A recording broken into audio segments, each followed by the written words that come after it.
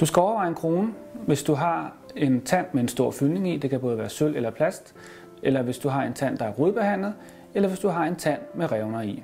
Grunden til, at du skal vælge kronen, er så, fordi i alle 3 tilfælde, så har du en tand, der er svækket. Og det kan medføre, at tanden knækker, og derved så kan du enten risikere en meget dyre behandling efterfølgende, eller du kan risikere helt at miste tanden, og derved have en dårlig tykkefunktion. Hvis du tror, det er dyrt at få lavet en krone, så skal du vide, at du rent faktisk over tid vil spare rigtig mange penge. Dels så vil du have en tand, som kan blive bedre, hvis vi forebygger ved at lave kronen med det samme, og du vil have en løsning, der holder i rigtig mange år. Vi har nogle rigtig dygtige klinikassistenter, som maler din krone, sætter den ind i en ovn, hvor den bliver brændt, efter den har blevet fræset, og efter jeg har siddet og designet den på computeren. Så alt i alt, hvis det er en helt enkel sag, så tager det under 2 timer.